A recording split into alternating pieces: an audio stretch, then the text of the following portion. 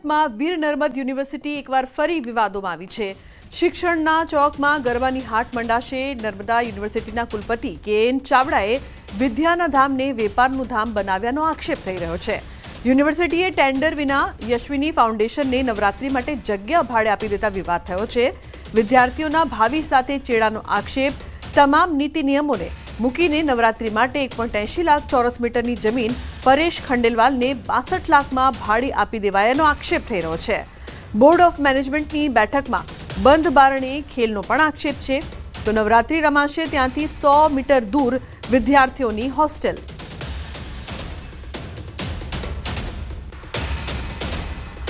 દક્ષિણ ગુજરાતની સૌથી મોટી વીર નર્મદ યુનિવર્સિટી ફરી એક વખત વિવાદમાં આવી છે। વિવાદ એ છે કે સુરતની એક સંસ્થા કે જેને ઓપરેશન સિંદૂર નામનું સર્કલ વગર પૂછે બનાવી દીધું હતું અને એ સંસ્થાને લઈને વિવાદમાં આવી છે, કારણ કે એ સંસ્થા દ્વારા આગામી દિવસમાં નવરાત્રિનું આયોજન કરવામાં આવ્યું છે। ત્યારે યુનિવર્સિટીના કુલપતિ કે.એન. ચાવડા દ્વારા વિદ્યાના મંદિરને વેપારનું ધામ બનાવી દેવામાં આવ્યું છે।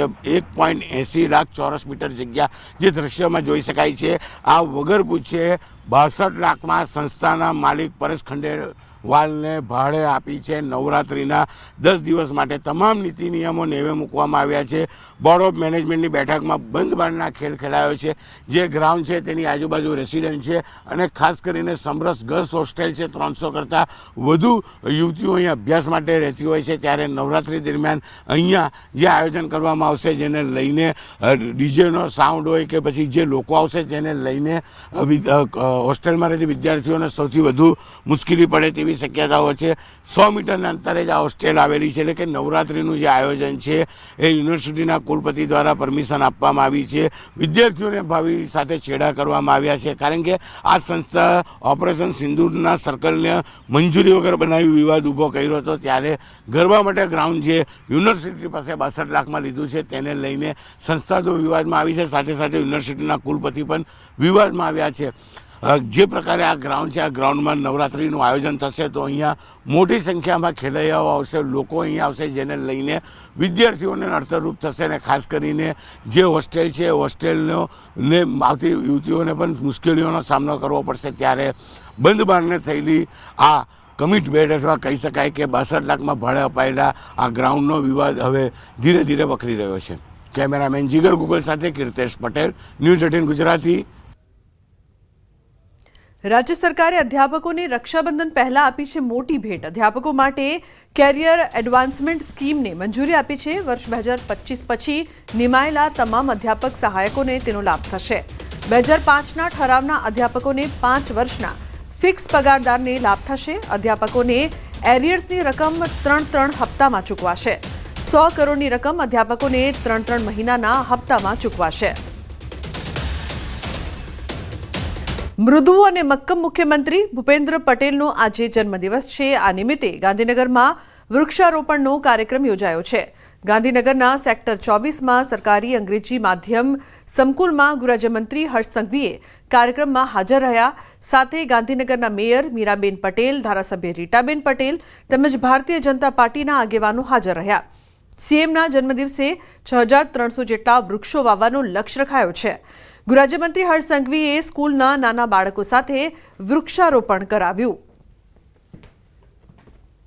અમૃતસર જામનગર એક્સપ્રેસ વેના 28 કિલોમીટર સ્ટ્રેચમાં ટોલ માફ કરાયો છે। ભારતમાલા પ્રોજેક્ટ અંતર્ગતના મહત્વપૂર્ણ એવા અમૃતસર જામનગર એક્સપ્રેસ વેના 28 કિલોમીટરના સ્ટ્રેચમાં લાગતો ટોલ ટૂંકી મુદ્દત માટે આજથી માફ કરાયો છે।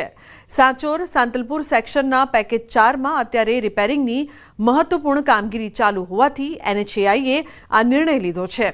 રાજસ્થાનના સાંચોરથી ગુજરાતના પાટણ જિલ્લાના સાંતલપુર સુધી 125 કિલોમીટરનો માર્ગ એક મહત્વપૂર્ણ ઇકોનોમિક કોરિડોર છે।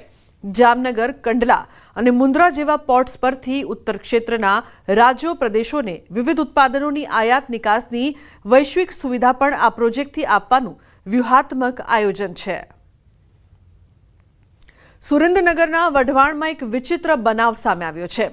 નવા 80 ફૂટ રોડ પર આવેલ નવકાર સોસાયટી 1માં અચાનક ટાઇલ્સ ગરમ થવા લાગી। કોઈ કારણોસર ટાઇલ્સ ગરમ થઈ જતા લોકોમાં કુતૂહલ સર્જાયું। ગેસની અસર કે અન્ય કોઈ કારણોસર ટાઇલ્સ ગરમ થઈ હોવાની ચર્ચા થઈ રહી છે। મકાન માલિકે મનપાની ફાયરની ટીમને જાણ કરતા તપાસ હાથ ધરી હતી. આ જીઓલોજિસ્ટનો વિષય છે.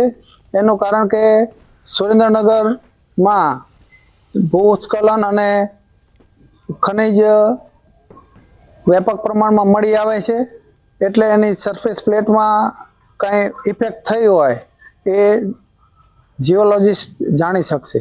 તપાસ કરતા અહીંયા જતા દાદીઓ એટલી બધી ગરમ છે, અંદરથી ગરમ વરાળને એવું પગ મુકાતો નથી છેલ્લા 12 કલાકથી.